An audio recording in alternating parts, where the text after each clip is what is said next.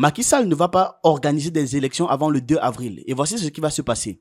Après avoir fait semblant d'accepter la décision du Conseil constitutionnel pour faire retomber la pression interne et externe, il va perdre du temps en organisant un dialogue que personne ne lui a demandé, puis il va démissionner juste avant la date fatidique de la fin de son mandat. Avant qu'on ne continue, pour les nouveaux sur cette chaîne, on parle de culture africaine, d'actualité, d'histoire et on fait des analyses. Aussi, notre équipe offre des services d'animation, de modélisation 2D, 3D et de montage vidéo. Au besoin, contactez-nous à ce numéro et il y a des informations complémentaires en description. Revenons au sujet. Dans cette vidéo, on va faire le tour de quelques actualités africaines pour vous informer ou vous rappeler ce qui se passe sur le continent. Pour commencer, un avocat au Nigeria argumente en faveur de la dédollarisation du Nigeria au sein des BRICS, soulignant que cette transition va favoriser l'économie nigérienne.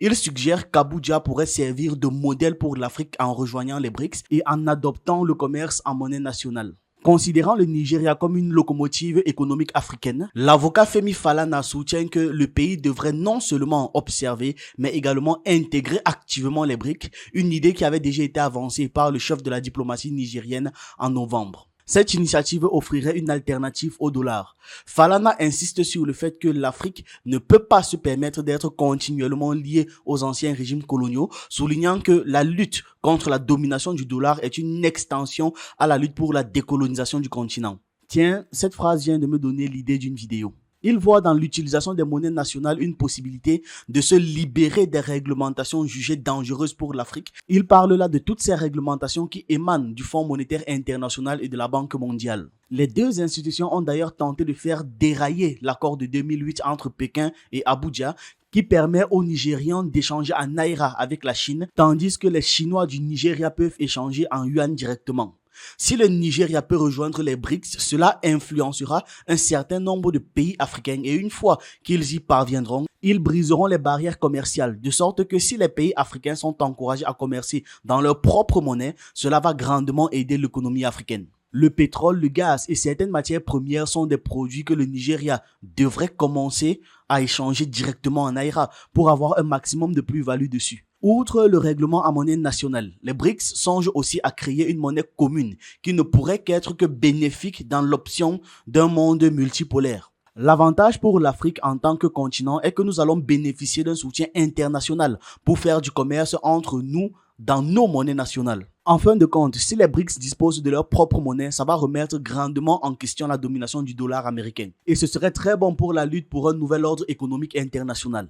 En plus, ça va donner plus de puissance au monde multipolaire et justifier leur existence. En novembre dernier, Youssouf Tougar, ministre nigérien des Affaires étrangères, avait déclaré au journal que son pays cherchait à devenir membre des BRICS d'ici 2 ans pour faire entendre sa voix au sein des organisations internationales influentes. Les BRICS, initialement composés de 5 pays, sont devenus les BRICS+, avec d'autres pays. Le 1er janvier dernier, après l'adhésion de l'Arabie Saoudite, de l'Égypte, des Émirats Arabes Unis, de l'Éthiopie et de l'Iran. Cette association envisage de s'élargir davantage les prochaines années. 17 autres pays ont le statut de partenaire officiel du groupe. Le président du Nigeria a annoncé quant à lui lors du 37e sommet de l'Union africaine à Addis Abeba que le Nigeria était prêt à accueillir la Banque centrale africaine avec son siège à Abuja. Le ministre nigérien de l'information a précisé que l'administration dirigée par Bola Tinubu travaillait en collaboration avec la Commission de l'Union africaine et les autres pays membres pour assurer que la banque soit opérationnelle d'ici 2028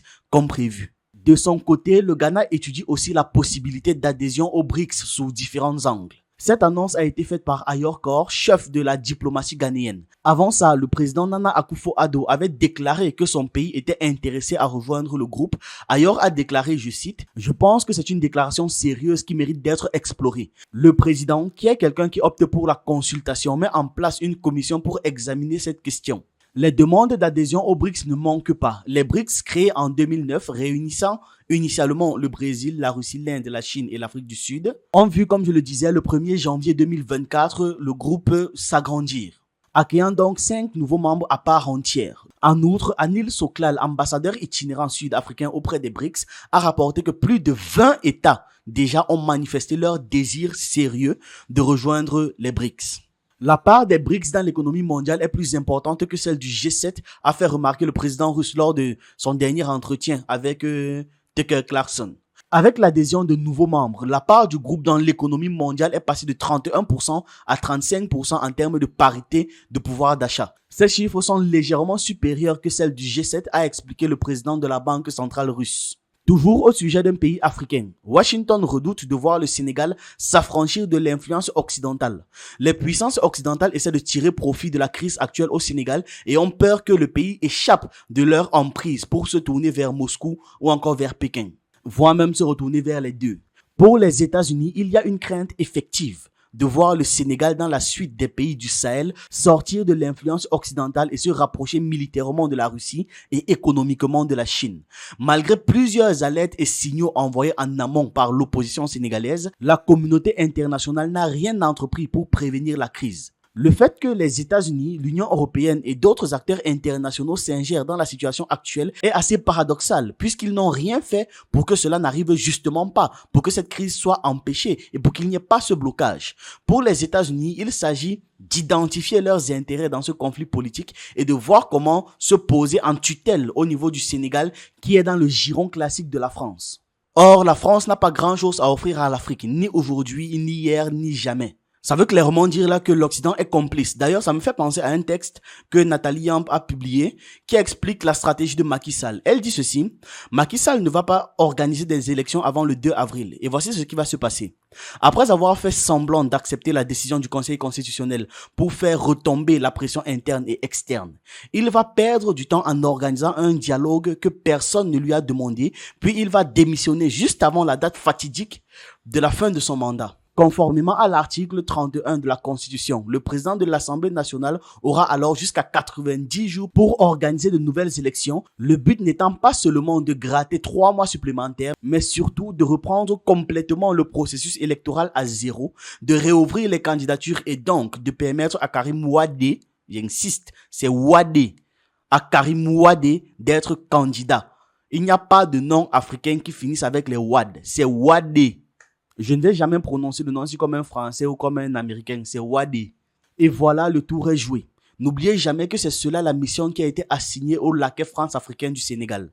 Donc le fait là maintenant que les communautés internationales font comme s'ils font semblant de bavarder, c'est pour laisser justement le temps à Macky Sall de faire ça. Parce que si les élections s'étaient effectivement faites comme il le fallait, il y avait de grandes probabilités et la crainte des États-Unis était justifiée que le Sénégal vire du côté du monde multipolaire. La question des bases militaires qui sont présentes encore au Sénégal, en Côte d'Ivoire, au Gabon, au Tchad et à Djibouti est de plus en plus urgente et il faut même régler ça urgemment. Il faut que la France comprenne qu'elle doit se retirer militairement, monétairement et d'une certaine manière politiquement et diplomatiquement de son ancien précaré. L'insécurité en Afrique est alimentée par des puissances étrangères qui convoitent les ressources africaines. La menace terroriste touche souvent les zones riches comme par hasard, les zones très riches en ressources naturelles.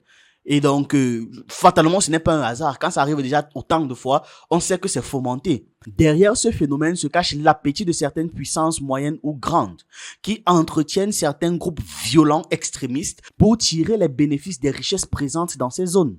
Et d'ailleurs, on sait que c'est une vieille tactique militaire occidentale. Dans ces zones possédant des ressources, on voit souvent la prolifération de groupes violents qui s'y installent comme pour permettre ensuite à des puissances étrangères, voire à leur société, quand ce ne sont pas les puissances directement, c'est leur société, ou encore par leurs trusts et leurs grandes entreprises de pouvoir venir s'installer tranquillement et exploiter cela sans que la population ne puisse bénéficier de toutes ces richesses. D'ailleurs, il y a un abonné qui a publié un commentaire en dessous de la vidéo d'hier qui disait en fait qu'il ne comprend pas pourquoi est-ce que les terroristes n'attaquent jamais les entreprises ou encore leurs employés dans les régions où ils règnent. Ils attaquent seulement les populations, massacrent les populations, mais jamais ils ne s'en prennent, que ce soit aux employés ou encore directement aux entreprises. Il s'agit donc d'une tactique de recolonisation qui se fait à partir de nos ressources. Pour lutter de manière efficace contre la menace terroriste, il est important de rassembler les efforts. L'Alliance des États du Sahel est venue pour répondre à ce défi et on voit que le succès est au rendez-vous et en très peu de temps. L'Alliance des États du Sahel se révèle efficace sur le plan militaire en raison de leur collaboration pour affronter non seulement la menace djihadiste, mais aussi les criminels variés, tels que des bandits et des trafiquants. Dans le même temps, les pays africains concernés par les mouvements extrémistes se retournent vers des puissances extérieures, vers une assistance extérieure, notamment celle de la Russie qui apporte son expertise militaire et du matériel militaire. L'Alliance des États du Sahel a eu beaucoup de missions diplomatiques de haut niveau et même des missions militaires. Le ministre malien de la Défense, Sadio Camara, se rend régulièrement en Russie pour cela, pour renforcer leur dispositif de défense aussi bien matériel qu'en formation militaire. Par ailleurs, Brahim Soumaré indique que les membres de l'Alliance des États du Sahel sont ouverts à une coopération militaire avec d'autres pays comme la Turquie ou l'Iran. Il dit qu'il est très important que nous puissions, avec des pays avec qui nous avons une coopération stratégique, pouvoir avancer et défendre nos droits. Et c'est ça qui va permettre maintenant d'éradiquer d'une façon définitive cette histoire de djihadisme.